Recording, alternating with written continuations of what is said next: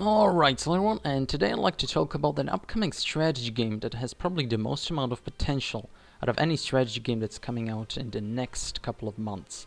In fact, this game is coming out this summer, the summer of 2019, and I think that's incredibly interesting because I haven't heard about this game from basically anyone up until a couple of hours ago, and even then I heard about it by watching a YouTube video.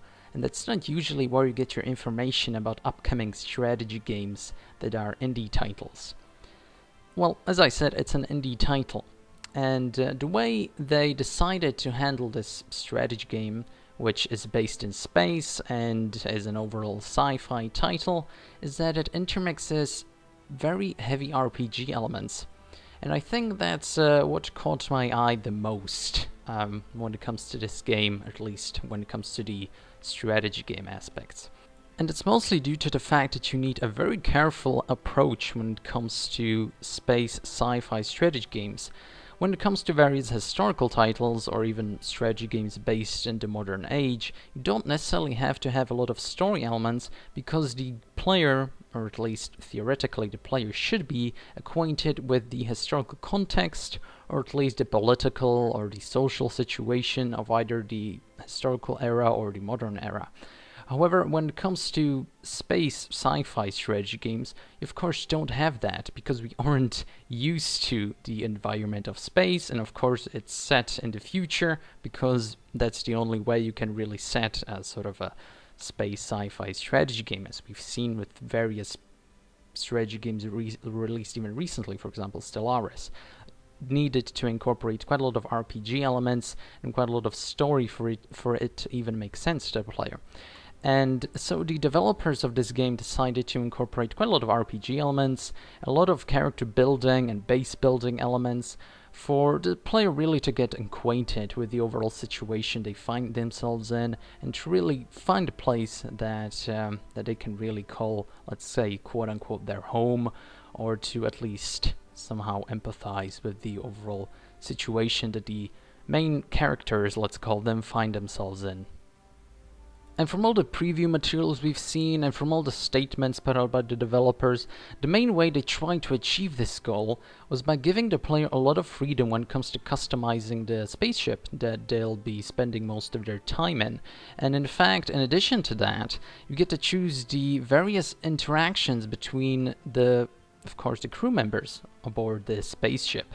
And this can vary between at least a little chit-chat to really intimate relationships. I think it serves as an interesting and nice contrast to the usual way we've seen, or usual way that these strategy games are handled, where you don't really have any sort of connection with the characters that you see on screen, and they mostly serve as just puppets, let's say, when it comes to dominating the world or dominating the galaxy. And this directly takes me to the way that you actually dominate the galaxy. Of course, you're aboard this spaceship that I already talked about a little bit, and of course you move between the various planets in the galaxy and between galaxies themselves, and whenever you come across some sort of a nasty mutant of space and you want to take him down, you have various options how to handle these opponents of yours. You can either take them to the battlefield and duke it out in a nice strategic, tactical way, which quite resembles the old 1990s titles like Deus Ex, where you really used single troopers and single units to outflank the enemy, outsmart the enemy, and use logic to just really make yourself favorable in the situation. Even if these overall tactics were very rudimentary, its simplicity really allowed the player to use the most out of the resources that he had at hand. And from the various screenshots, or from the very real screenshots that we actually have of the tactical map, let's say, or the strategic map, you can see that they don't really play around with any like fancy mechanics. It's very sort of 1990 style, very rudimentary, simple. Really have to come to terms with the fact that you don't really have any sort of cheats at your side. You really have to use what you have, and the game doesn't really play around with this concept too deeply when it comes to providing the player with any sort of elements that are too difficult to handle. You basically just have to use your brain and overcome the situation at hand. Alternatively, you can take it to a dogfight and try to eliminate the opponent or the enemies before they even set foot on the battlefield.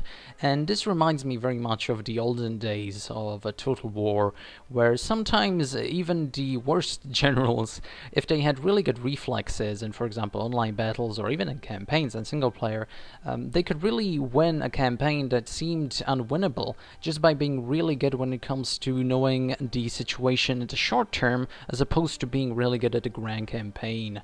And this is very interesting, and I think this is one of the best parts about this game, that you can have this sort of binary gameplay. You can either be really good at the strategy sense, you can be really good at the reflex or the very dynamic gameplay, or you can be both and just sort of use whatever means you can or whichever situation you find yourself in, and try to get out of it in the best way possible if you're really good at both of these gameplay elements.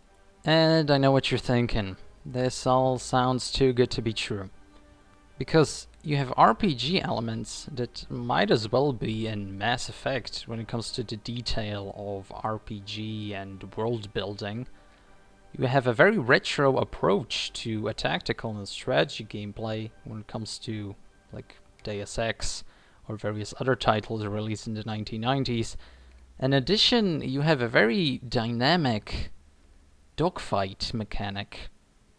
That rhymed. But there has to be a catch, right? You have to have like some sort of pay-to-win element in the game, as we've seen so often with these various retro style of RPG and strategy games. Well, no. In fact, the developers have stated quite often they do not buy into the pay-to-win style of keeping a game alive, and they've stated, of course, very often that no, there will be a single price and any sort of DLC that's potentially going to be released, of course, that these types of DLCs will be purely cosmetic and won't really give the player any sort of advantage on the battlefield, apart from maybe a morale boost due to the cosmetics. So, where's the difference? Like, is this some sort of strange game? Why haven't I heard of this? Why is this so unknown even though it's so good? Well, it's a porn game.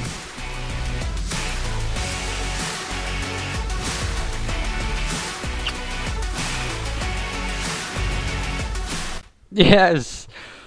The only people who are willing and capable and actually even aspiring to make anything interesting in this day and age of gaming are people who make porn. And in fact, the people who are actually the only ones willing to make a game that doesn't have anything that's really heavily paid to win and doesn't have an absolute metric load of really terrible mechanics are people who make some of the most vilest stuff imaginable. This is amazing. The game, of course, is Subverse. Subverse, if you haven't heard of it, well, now you have. This game is something else, let me tell you about it. Of course, the studio responsible is Studio FAO, who makes some of the actually most creative source filmmaker adult movies out there. And their animation is superb as far as, like, let's say, juggling physics goes, and face animations and stuff like that. I mean, you can see from the trailer yourself, it actually looks very good and very AAA, or at least AA. 2.5 A's for something that's basically coming from a studio that has never done a video game beforehand. And the ideas that they have, it's amazing. And, you know, it's actually blowing my mind, and I have to play this. I'm saying I really have to play this. This is amazing. Subverse seems to be it's incredible that I'm saying this, but the people who make some of the vilest shit ever imaginable are the people who are the most willing to make something actually productive. That's insane. But it's insane on a very good level, almost. This is the state that we've come to. This is what gaming is now. We are relying on Studio FAO to save us all from EA, Activision, and just the never-ending exploitation of the customer for various DLCs and pay-to-win, microtransactions, and everything like that. Yeah, the RPG elements, you know what they are? They're dating Sims elements, basically. And yeah, so yeah, that's what the strategy game genre has come to. And it's absolutely amazing. I will play this game the moment it is released.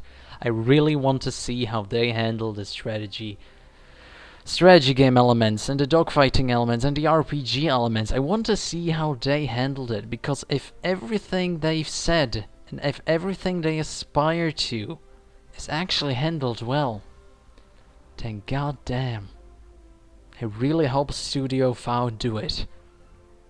Their kinks might be absolutely repugnant most of the time, and you know, as strange as it is, like, it's possible. It's possible this game is going to be a masterpiece, and I hope with every cell in my body that it is.